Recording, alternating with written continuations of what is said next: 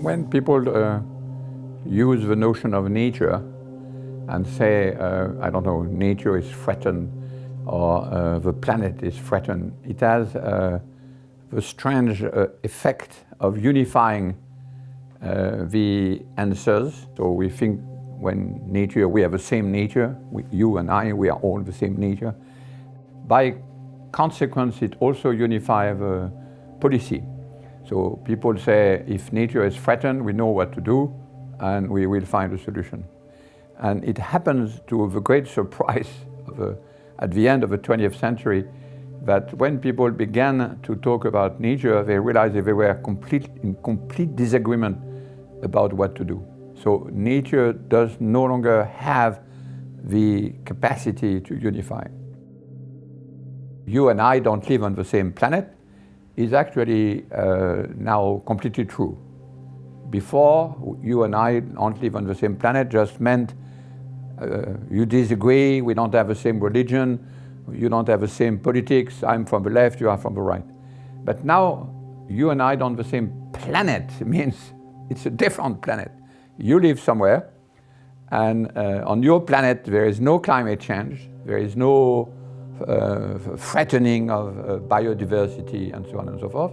And on my planet, the biodiversity is crashing, and there is a climate change which is enormously important. The advantage of the notion of planet is that it's not just we have different view of the same planet, but we live on different planets. And the other advantage of planet is that it has attraction and repulsion, as we know from the system of the solar system.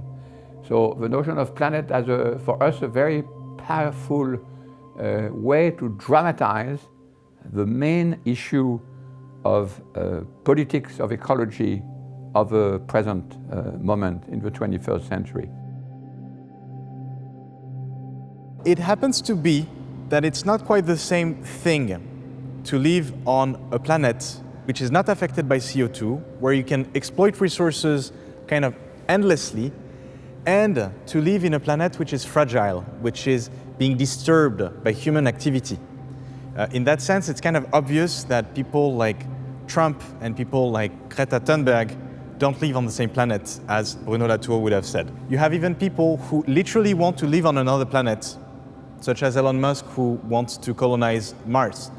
You also have all of these movements of people who belong to different cosmogonies, different conceptions of the world, which never fitted within the imperial, let's say, within the imperialist agenda of globalization.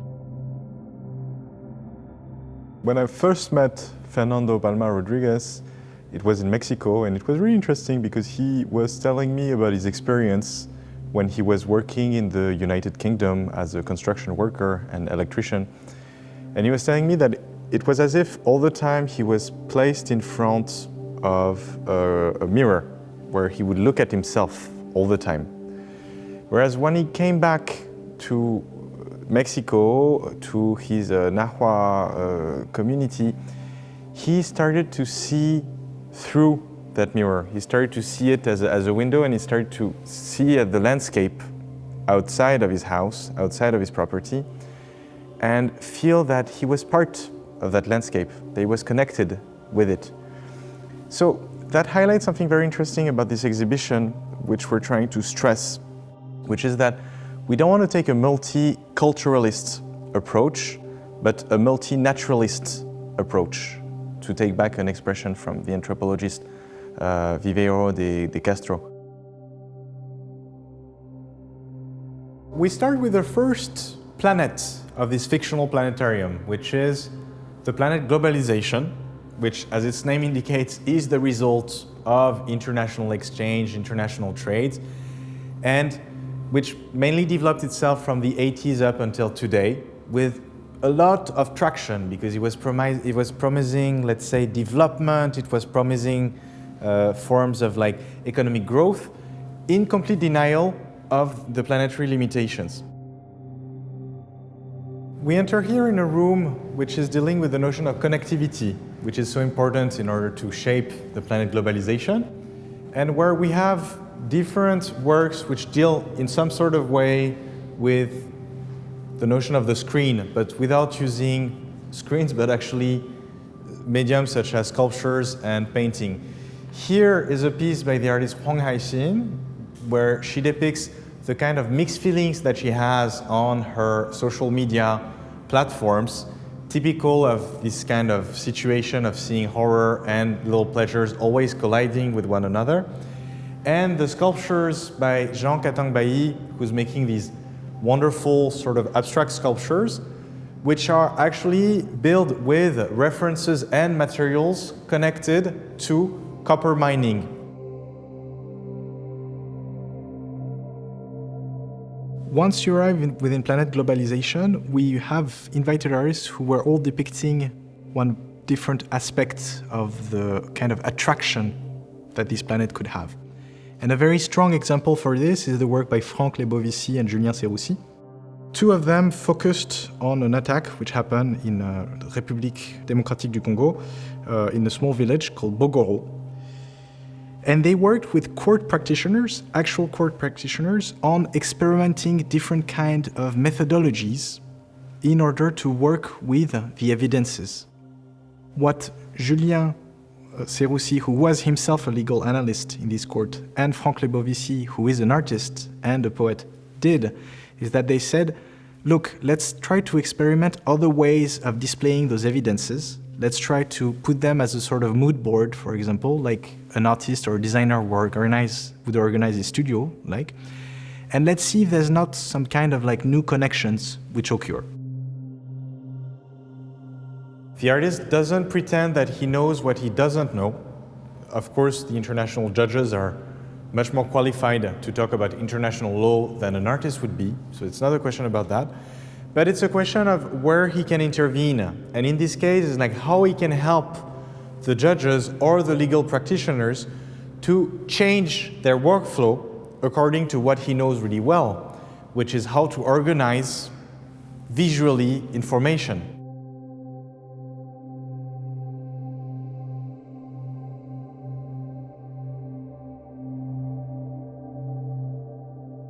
As you can see, these are paintings that are depicting architecture. Choi Jie, she's inspired, she makes a sort of patchwork between buildings that are coming from Africa, Asia, Europe. All of them has this heavy influence of postmodern architectural style. Now, what's interesting in here is to contrast this work with the former one by Millions, which is very much about the circulation of material. Where do the material come from to build a building like the Seagram buildings? How this circulation affects the Earth crust.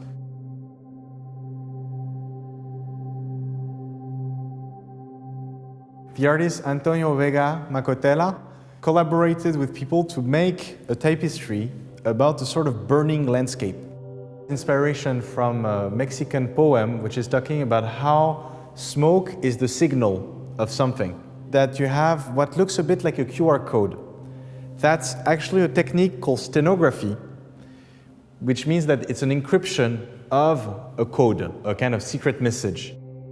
The artist worked with hackers who used a list that they had found, that had leaked, of a bunch of tax evaders who pretty much refused to pay their taxes where they were living. This list is called the Lagarde list.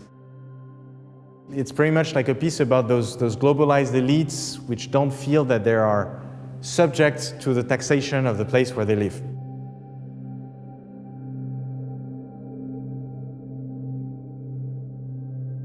Where do all the people who feel betrayed by the planet globalization go?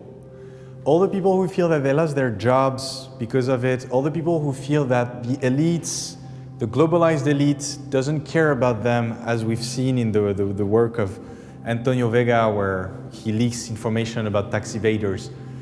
Well, those people decide to hide behind great walls. They ask to build some walls around their place, and we could argue that if they could live literally on another planet, they would do so.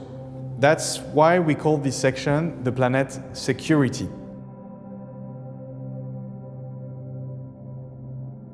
Some of the very important people to build that planet security were figures such as Steve Bannon, who is an advisor of Donald Trump, who helped him to win not this election, but the former one in 2016.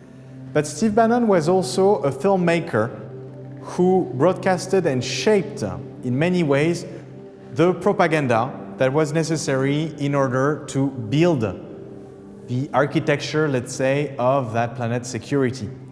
He organizes retrospectives where pretty much he looks at all the kinds of gimmicks that are used by Steve Bannon, and in his documentary, all the clichés which come back all the time, and therefore, by explaining how it works, the artist tries and hopes to show why it is efficient on the one hand, but also why it's extremely dangerous on the other hand.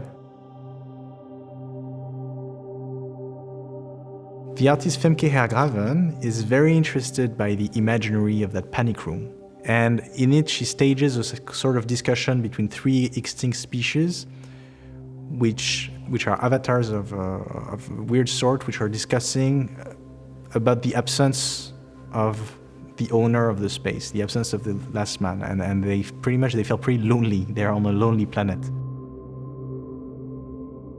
Now, of course, if you begin to see that globalization is a planet which is far away in space, but it goes somewhere else, suddenly you realize that there must be people who say, wait a minute, if we want to develop and there is only one Earth to provide our resources and not 5, what are we going to do? And those people, we call them those who wish to go to planet escape. They have realized that planet Earth will never be globalized. It's a sort of hyper-modernism. It's of course extraordinarily unequal. This is a planet for the not even 1%, it's 0.1%. It dreams to go to a place where technology will solve all our problems and so on, but not for everybody. Only for those who are rich enough or wealthy enough to embark into this other planet. So this is the planet we call the planet escape.